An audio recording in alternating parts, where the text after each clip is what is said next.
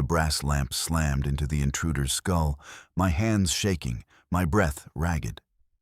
My husband's assistant just broke into our home wearing a mask, and now I'm holding his silver cufflink, the one Julian gave him last Christmas. The security alarm blares. But the GPS on Julian's phone just pinged from a Brooklyn loft, not his Wall Street office. The numbers don't lie, and neither does the blood on my hands. The blue light of the dual monitors etched deep shadows into the hollows of Sarah Miller's cheeks. She leaned forward, the mahogany desk cool against her forearms, and scrolled through the jagged peaks of Julian's biometric stream. At 2 p.m., his resting heart rate of 65 had exploded to a frantic 140. According to the leather-bound itinerary resting near her elbow, he should have been mid-sentence during the quarterly board review at Miller and Associates. Men in tailored suits didn't double their pulse while discussing dividends. The scent of rain-dampened earth drifted through an open window, mingling with the sterile aroma of her humidifier. Her finger traced the spike on the glass screen. It mirrored the rhythm of a man sprinting for his life, or tangled in a feverish embrace. Sarah's breathing hitched, her chest tightening as she compared the data sets. There was a cold, mathematical impossibility to the numbers. A board meeting in a temperature-controlled room on the 40th floor of a Manhattan skyscraper did not produce the sweat-soaked exertion suggested by these readings. She adjusted her glasses, pushing the thin wire bridge up her nose with a practiced, rhythmic flick of her finger. She began to air type against her thigh, her fingers dancing in the invisible patterns of a data string, a nervous habit that manifested whenever the world stopped making sense. The numbers were the only thing that didn't lie, yet they were telling a story that felt like a hallucination. Julian's heart was pounding at a rate that suggested extreme physical strain. Yet his GPS coordinates, locked by the expensive watch she'd bought him for their anniversary, insisted he was sitting perfectly still at 101 Wall Street. The delta between the physical reality of his heart and the digital reality of his location was widening into a chasm. A floorboard groaned in the foyer. Sarah froze. The heavy silence of the Greenwich estate usually offered comfort, but now it pressed against her eardrums like the weight of deep water. She stood, her silk robe whispering against her legs, with a sound like dry leaves. A shadow severed the sliver of light beneath the office door. The air in the room suddenly felt thick, smelling of the ozone that precedes a lightning strike. She gripped a heavy brass paperweight, the metal cold and biting in her palm. When the door swung inward, a figure clad in dark polyester lunged. The intruder didn't speak. He moved with a jagged, predatory efficiency. Sarah pivoted, the movement a memory from years of repetitive drills her father had insisted upon after his first legal scare. The intruder's gloved hand grazed her throat, smelling of stale tobacco and the sharp, chemical tang of gasoline. She didn't scream. Screaming was a waste of breath, a drain on the system's resources. Instead, she slammed the brass weight into the bridge of the masked face. A sickening crunch echoed through the quiet office, the sound of bone meeting solid metal. The man grunted, a guttural sound devoid of words, and staggered toward the stairs. Blood sprayed the white wainscoting in a rhythmic arc, dark and heavy. He scrambled toward the entrance, his boots skidding on the polished marble as he vanished into the gray afternoon, leaving the front door swinging on its hinges. Sarah stood in the center of the foyer, her heart hammering a rhythm she couldn't quantify. Her gaze fell to the floor, where a small, glinting object lay near the doorframe. She knelt, her knees popping in the silence. It was a silver cufflink, heavy and ornate, shaped like a stylized M for Miller and Associates. She picked it up, the edges sharp against her skin. This wasn't a random burglary. This was a message delivered in the language of her husband's world. She retreated to her office, locking the door and pulling her laptop closer. Her hands were steady now, fueled by the cold clarity of a crisis. She dialed Michael Davis. The phone rang exactly 3 times before Michael's voice crackled through the speaker, accompanied by the frantic clack, clack, clack of his keyboard. "Sarah, I was just about to ping you. The stream you sent, it's a mess." "I was just attacked, Michael," Sarah said, her voice a flat, measured monotone. She looked at the cufflink. "But I have a physical data point. I need you to look at the GPS again. Not where it says he is, but where the signal is actually coming from. Look for the ghosting." "Give me 10 seconds," Michael muttered. Sarah could hear him sipping something, likely his specifically timed coffee. "Okay, I'm stripping the layers. The Wall Street signal is a loop. It's a digital mask, like a recording played over a security camera. The real transmission, the one carrying the biometric pulse, it's bouncing off a cell tower in North Brooklyn, an industrial zone. There's a residential loft at 422 Berry Street. That's where his heart is beating, Sarah." "Brooklyn," she whispered. The word felt heavy, out of place. Julian loathed Brooklyn. He called it the waiting room for people who couldn't afford the city. "I'm sending you the coordinates," Michael said. "But Sarah, be careful. If they're spoofing the signal, they're using high-end hardware. This isn't a hobbyist. This is professional-grade erasure." Sarah hung up and turned her attention back to the silver cufflink. She pulled up the corporate gift registry for Miller and Associates, a spreadsheet she'd managed during the firm's last holiday gala. She searched for the M-series cufflinks. Only 12 pairs had been commissioned. She cross-referenced the names. Julian had a pair, of course, but so did the senior partners. And then she saw the name that made the air turn cold in her lungs. David Thompson. David. Julian's shadow. The man who stood in doorways and smelled of peppermint. The man who was currently supposed to be taking notes in the very board meeting Julian was pretending to attend. If David was the one who had broken into her home, then the board meeting wasn't just a lie. It was a coordinated blackout. She felt a sudden, sharp vibration in her pocket. A text message from an unknown number. She clicked it open. Her breath caught. It was a photo, crisp and clear, of her own white Lexus parked in the driveway of the Greenwich house. The angle was from the woods, exactly where the intruder had fled. "Stay inside, Sarah. The numbers are getting messy," the message read. The realization hit her like a physical blow to the stomach. She wasn't the one doing the auditing anymore. She was the one being tracked. Every move she made was being logged into a different kind of spreadsheet, one where the final result was her own disappearance. She grabbed her coat and the thumb drive Michael had insisted she keep for emergencies. She couldn't stay here. The house felt like a cage, its white walls and marble floors reflecting a life that had been a carefully constructed fraud. As she ran for the garage, she didn't look back at the blood on the wainscoting.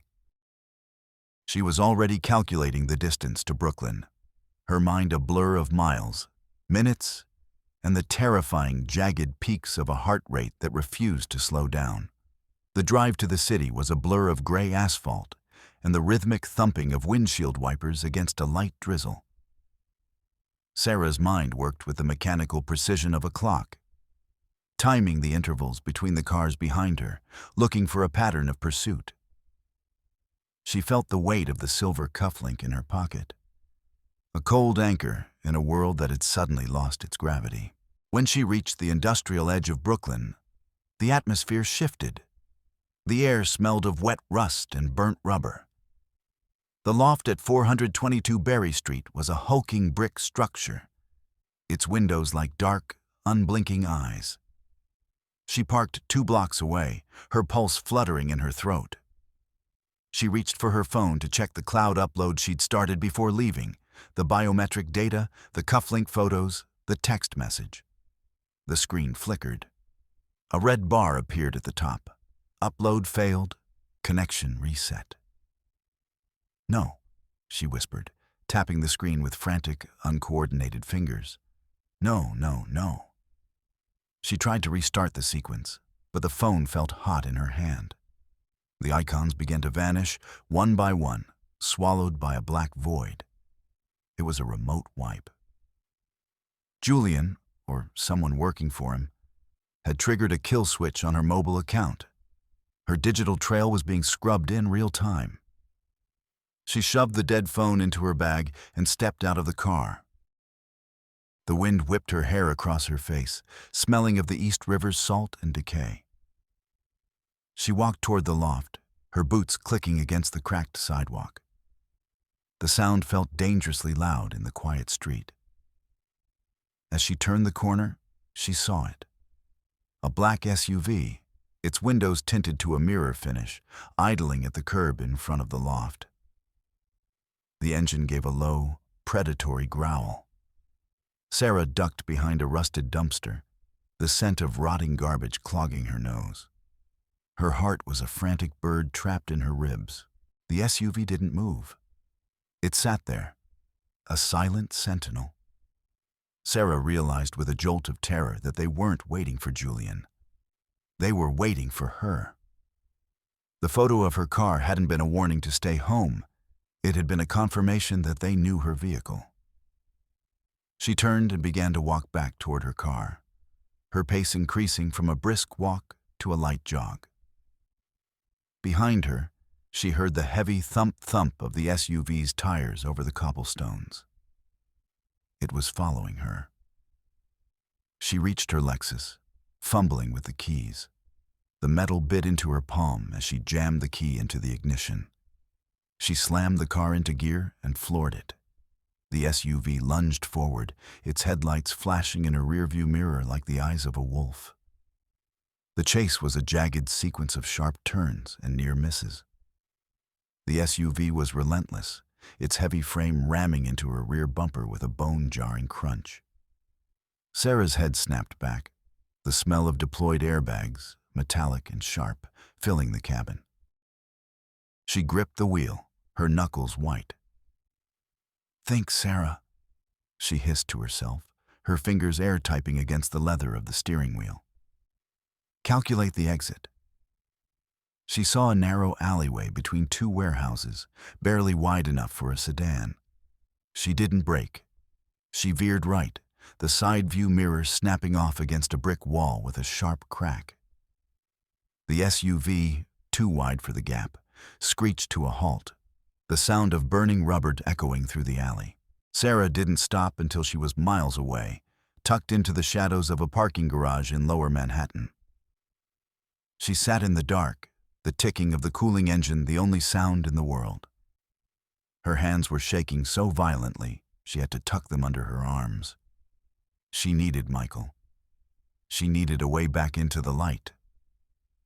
Michael's office was a windowless basement in a pre-war building in Chinatown, smelling of ozone, stale coffee, and the dusty heat of a dozen humming processors.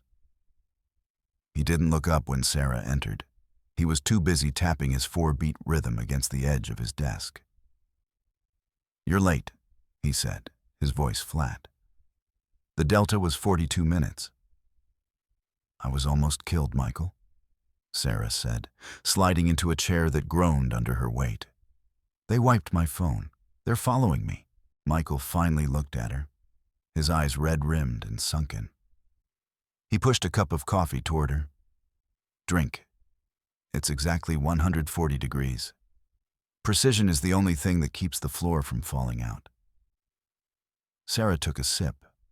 The warmth was a small mercy. "Did you get the data before they killed the link?" Michael nodded, his fingers returning to their rhythmic tapping. "I got enough." "The loft?" It's registered to a shell company called Apex Holdings. The owner of record is a dead man in Delaware. But the money trail leads back to a private account Julian opened 6 months ago. But that's not the interesting part. He turned a monitor toward her. On it was a series of financial spreadsheets, the numbers glowing a toxic green. Julian isn't just hiding a mistress, Sarah. He's moving massive amounts of Miller and Associates capital, money that belongs to the pension funds and the investors. He's diverting it through the loft. To do what? To gamble, Michael said, the word landing like a stone in a well. High stakes, underground rings. The biometrics you saw? That wasn't sex or exercise. That was the adrenaline of a man betting $5 million on the turn of a card. His heart spikes when the stakes go up. He's using the firm's money to fuel a gambling addiction that's spiraling out of control. Sarah felt a hollow sensation in her chest. Julian, the man who spoke of cathedrals and legacies, was nothing more than a common thief playing a losing game. I have the logs, Michael continued. But Julian knows we have them. He's moving to discredit you. I intercepted a digital signature on a legal filing an hour ago. Sarah, he's trying to have you committed. Committed. Sarah's voice rose, a rare crack in her analytical armor. A mental health warrant, Michael said quietly.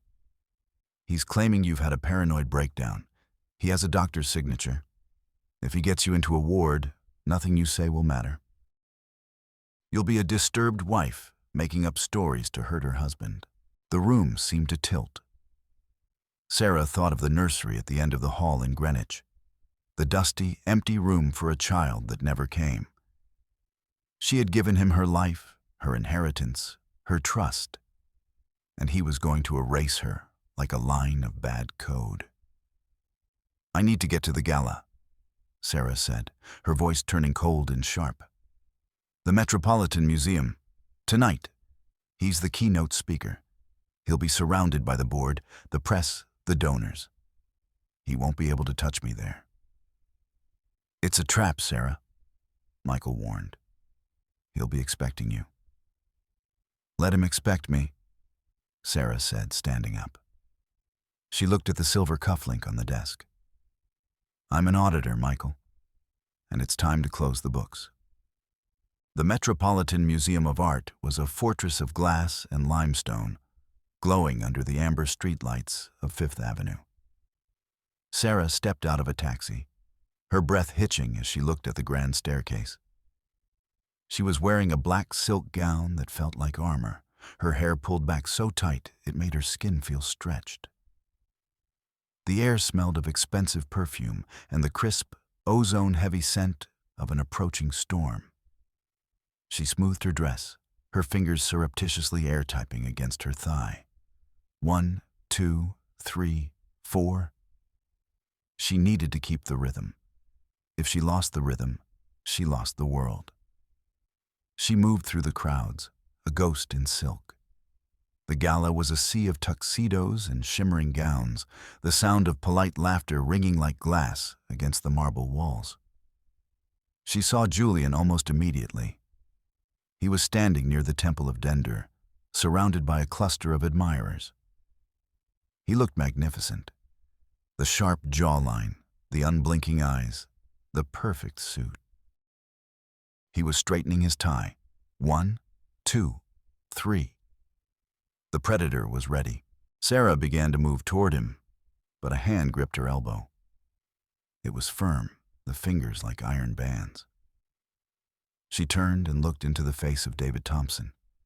He smelled of peppermint, the scent sharp and cloying. Mrs. Miller, he said, his voice a low rumble. Julian has been very worried about you. You shouldn't be out in your condition. Let go of me, David, Sarah said, her voice a steady, measured blade. We have a car waiting, David said, his eyes scanning the exits. He didn't look at her. He looked at the space behind her. Dr. Hayes is with us. He says you need rest. Immediate, professional rest. He began to steer her toward the coat check area, a secluded corridor away from the main ballroom. Sarah looked around, her mind racing. The crowd was too far away, their laughter drowning out the quiet struggle. They reached the coat check, a dim space filled with the scent of wool and damp umbrellas. Julian was there, waiting. He stepped out of the shadows, his face a mask of tragic concern. "Sarah," he said, his voice a hypnotic caress. "My poor, sweet Sarah. You look exhausted. The delusions, they're getting worse, aren't they?" "I have the logs, Julian," she said, her voice echoing in the small space. "I know about the loft. I know about the gambling. I know you're stealing from the firm." Julian sighed, a soft, patronizing sound. He pulled a sheaf of papers from his pocket. "This is a mental health warrant, Sarah. Signed by Dr. Hayes. It says you're a danger to yourself, that you've been hallucinating, accusing me of impossible crimes. The museum security has already been briefed. They think I'm a hero for trying to save you from yourself." He stepped closer, his shadow swallowing her. "The cloud drive you thought was so secure? It's gone. Michael Davis is a talented boy, but he's outmatched. I've wiped your trail, Sarah. You're just a woman who lost her mind." He nodded to David. "Take her to the holding room. The medics will be here in 10 minutes. David's grip tightened. Sarah felt a surge of cold, analytical fury. She wasn't a victim. She was a mathematician, and she had one variable Julian had forgotten to account for. The holding room was a small, windowless office used by the museum's administrative staff. David stood by the door, crunching a peppermint with a sharp snap that made Sarah's skin crawl. Two men in white uniforms, the medics, stood by the desk, their faces devoid of empathy. "You have 5 minutes before the sedative arrives," David said, looking at his watch. "Make it easy on yourself, Sarah." Sarah sat in a leather chair, her hands folded in her lap. She wasn't looking at David. She was looking at the small, glowing panel on the wall near the door, the smart grid controller for the wing's environmental systems. She had consulted on the installation of this very system 3 years ago. She knew the override codes, like she knew her own pulse. "I need to use the restroom," she said, her voice small and trembling. "Not a chance," David snapped. "I'm going to be sick," she whispered, leaning forward. David grunted, a sound of pure annoyance. He stepped toward her, reaching for her arm. At that moment, Sarah lunged, not for the door, but for the wall panel. Her fingers moved with a rhythmic, staccato precision, punching in the sequence 742991, enter. The room suddenly erupted. The fire suppression system engaged, but not with water. A thick, white mist of chemical retardant hissed from the ceiling, filling the room in seconds. The emergency alarms began to wail, a deafening, rhythmic scream that vibrated through the floorboards. "What is this?" David shouted, his voice muffled by the mist. Sarah didn't answer. She was already on the floor, crawling beneath the cloud of white powder.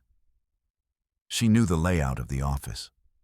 3 steps to the left, a sharp turn at the desk, and the secondary exit, a service door used by the cleaning crews. She burst through the door and into the hallway, the alarm's wail a physical weight against her ears. She didn't head for the front doors. She headed for the AV booth overlooking the Great Hall. She reached the booth, her lungs burning, her dress stained with white powder. The technician was gone, likely swept up in the evacuation protocol triggered by the fire alarm. Sarah slammed the door and locked it. She sat at the console, her fingers flying across the keys. She didn't need the cloud drive. She had something better. She had Julian's own biometric feed, still live streaming to her backup tablet, which she had hidden in the lining of her coat. She patched the tablet into the museum's massive projection system, the one Julian was about to use for his keynote. Down in the Great Hall, the chaos was subsiding. The fire had been localized to the administrative wing, and the guests were being ushered back into their seats. Julian was on the stage now, his face a picture of calm, resilient leadership. "Ladies and gentlemen," he began, his voice amplified by the massive speakers. "Tonight is about transparency, about the future we build together." Behind him, the massive screen flickered to life. It wasn't the corporate logo. It was a graph, a jagged, pulsing line of red. Next to the graph, a map appeared, a pulsing blue dot in a Brooklyn loft. The audience went silent. Julian continued to speak, his voice faltering as he noticed the shift in the room's energy. He turned and looked at the screen. His own heart rate was displayed in giant, glowing numbers. 155 beats per minute. The map zoomed in. 422 Berry Street, Apex Holdings, illegal gambling facility. A video feed began to play, a grainy, hidden camera recording Michael had recovered from the loft's own security system. It showed Julian, his tie loosened, screaming at a dealer as he pushed a mountain of chips across a green felt table. "This is a lie," Julian shouted, his voice cracking. "This is a fabrication by a sick woman." But the data didn't lie. The biometric spikes on the screen perfectly matched the visible tremor in Julian's hands, the sweat sheen on his forehead, the frantic rhythm of his breathing. The great hall erupted, but not with laughter. It was the sound of 1,000 people realizing they had been conned. Sarah watched from the booth, her breath steady, her pulse a calm, measured 62. She saw the figures in dark suits moving through the crowd. Not Julian's men, but the FBI. They had been waiting for the final piece of the puzzle, the confirmation of the money trail she had just broadcast to the world. She watched as they reached the stage. She watched as the handcuffs clicked into place over Julian's expensive silk sleeves. He looked up at the AV booth, his eyes finding hers through the glass. For the first time, the unblinking gaze was broken. He looked small. He looked like a man who had finally run out of cards. The air in Cape Cod smelled of salt and rotting kelp, a sharp, honest scent that cleared the lungs. Sarah sat on a weathered wooden bench, her feet tucked under her, watching the tide pull the Atlantic back from the shore. There were no monitors here. No biometric streams, no spreadsheets of apologies or coefficients of sincerity. She reached into her pocket and pulled out her phone. She looked at it for a moment, the screen dark and silent. Then, with a slow, deliberate movement, she tossed it into the tall grass of the dunes. She placed her fingers against her wrist, feeling the rhythmic thump-thump of her own heart. It was steady. It was hers. The sun began to sink below the horizon, painting the sky in shades of bruised purple and burning orange. For the first time in her life, Sarah didn't try to quantify the colors. She didn't calculate the angle of the light or the probability of rain. She just sat. She listened to the wind, and she trusted the silence.